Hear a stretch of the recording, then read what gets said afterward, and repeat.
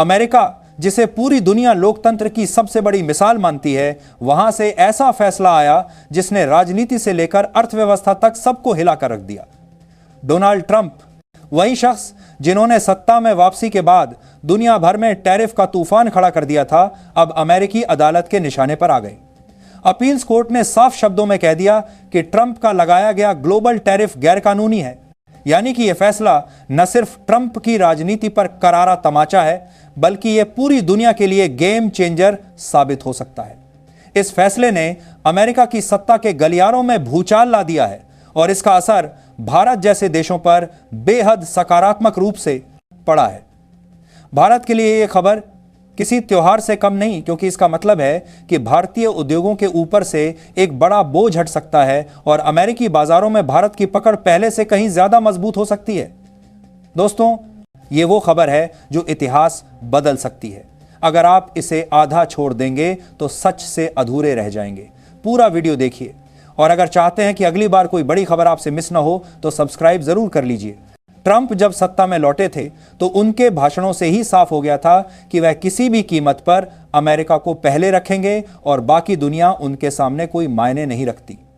उन्होंने खुलकर कहा था कि अगर अमेरिकी उद्योगों को बचाना है तो विदेश से आने वाले सामान पर भारी टैरिफ लगाया जाएगा। और ठीक वही हुआ। उन्होंने अचानक से दुनिया भर से आने वाले सामान पर 10% से लेकर 50% तक का इंपोर्ट ड्यूटी लगा दी। यह घोषणा किसी बम धमाके से कम नहीं थी। उदाहरण के तौर पर, अगर कोई सामान पहले $100 में आता था तो ट्रंप के टैरिफ के बाद वही सामान $150 का मिलने लगा। यह केवल आंकड़ा नहीं, बल्कि आम जनता की जेब पर सीधा प्रहार था। अमेरिका के छोटे छोटे व्यापारी, स्थानीय उद्योगपति और सामान्य उपभोक्ता इस फैसले से सबसे ज्यादा प्रभावित हुए। पहले से ही बड़ी कंपनियों के दबाव में झेल रहे छोटे व्यवसाय अब पूरी तरह पिसने लगे। दुकानों पर जाने वाला हर सामान्य उपभोक्ता रोजमर्रा की चीजों के दाम देखकर परेशान हो गया। खाने पीने की चीजों से लेकर दवाइयों और कपड़ों तक हर चीज महंगी हो चुकी थी। अमेरिकी जनता का गुस्सा उबलने लगा और छोटे व्यापारियों ने यह मान लिया कि राष्ट्रपति ने जनता की भलाई के नाम पर सिर्फ अपनी राजनीति चमकाई है। यही वजह थी कि कहने के राष्ट्रपति ने होने कारण अमेरिकी जनता का गुस्सा करने के लिए अमेरिकी राज्यों और व्यापारिक संगठनों ने एकजुट होकर अदालत का दरवाजा खटखटाया। मामला पहले US court of international trade में पहुंचा। वहां अदालत ने साफ शब्दों में कहा कि राष्ट्रपति ने अपनी सीमा से बाहर जाकर फैसले लिए हैं, लेकिन ट्रंप प्रशासन ने हार मानने के बजाय ऊपरी अदालत का रुख किया। अब मामला पहुंचा US court of international trade में। हार मानने के बजाय इससे लोगों को अदालत appeals for the federal circuit में, जो व्यापार और अंतर्राष्ट्रीय आर्थिक मामलों की स्पेशल कोर्ट है, यहीं से असली ड्रामा शुरू हुआ। 11 जजों की एक बड़ी बेंच बैठी और सुनवाई शुरू हुई। हफ्तों तक चली इस सुनवाई में एक तरफ ट्रंप के वकील थे जो लगातार यह साबित करने की कोशिश कर रहे थे कि यह टैरिफ अमेरिका की राष्ट्रीय सुरक्षा के लिए जरूरी था। वहीं दूसरी तरफ छोटे व्यापारी और अमेरिकी राज्य थे जो बार बार यह सवाल उठा रहे थे कि आखिर किस संकट की वजह से यह आपातकाल घोषित किया गया। कोर्ट रूम में हर दिन तीखी बहसें होती। कभी ट्रंप प्रशासन के वकील जोरदार दलीलें देते और कहते कि अगर यह कदम नहीं उठाया जाता तो अमेरिकी उद्योग तबाह हो जाते। वे दावा करते कि यह राष्ट्रीय सुरक्षा का मामला है और राष्ट्रपति को इस बात का अधिकार है कि वह अपने देश के उद्योगों को बचाने के लिए कठोर कदम उठाए।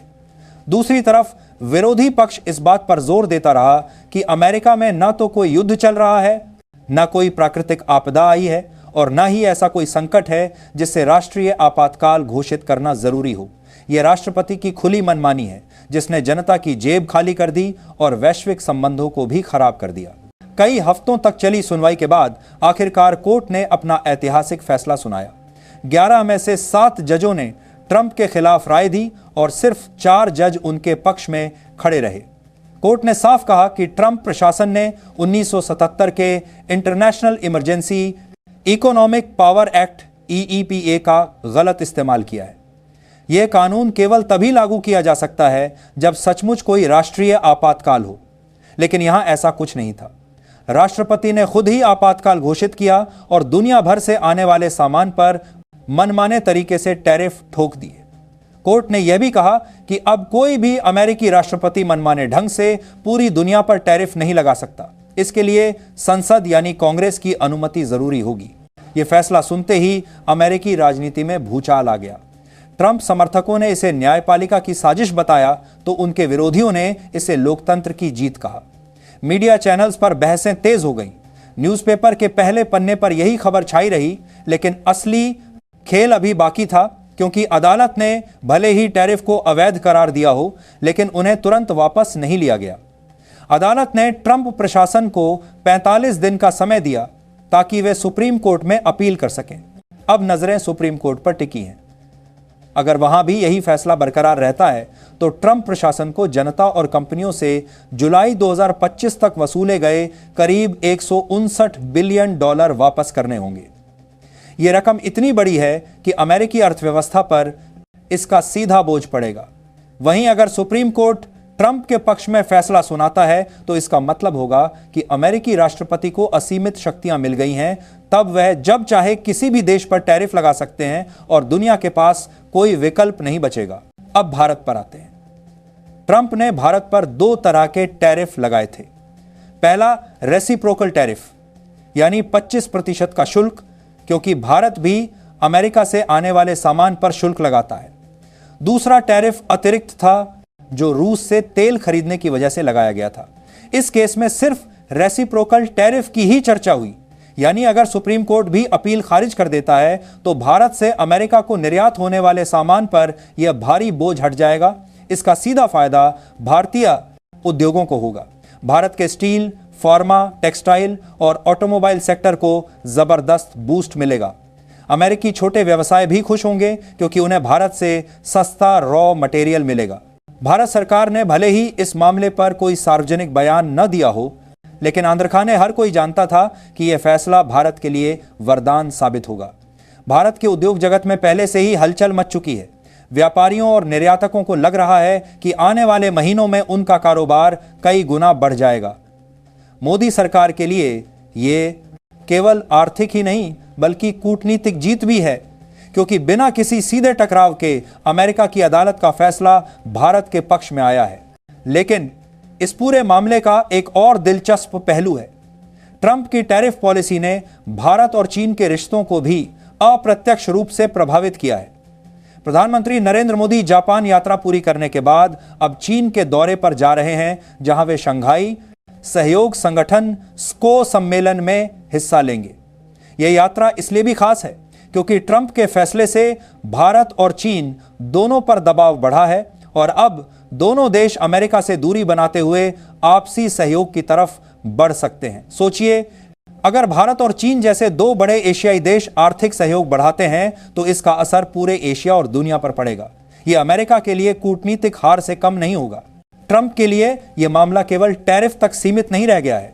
अब यह लोकतंत्र, जनता के अधिकारों और राष्ट्रपति की शक्तियों के बीच की जंग बन चुका है। अगर सुप्रीम कोर्ट ने भी यही कहा कि राष्ट्रपति ने अपनी शक्ति का दुरुपयोग किया है तो ट्रंप प्रशासन को न केवल अरबों डॉलर लौटाने होंगे बल्कि उनकी राजनीतिक साख भी मिट्टी में मिल जाएगी। वहीं अगर कोर्ट ट्रंप के पक्ष में फैसला देता है तो यह आने वाले समय में लोकतंत्र के लिए खतरे की घंटी होगी, क्योंकि तब कोई भी राष्ट्रपति कभी भी आपातकाल घोषित करके दुनिया पर मनमानी शुल्क थोप सकेगा। अब पूरी दुनिया की निगाहें अमेरिकी सुप्रीम कोर्ट पर टिकी हुई हैं। वहां का फैसला यह तय करेगा कि वैश्विक व्यापार किस दिशा में जाएगा।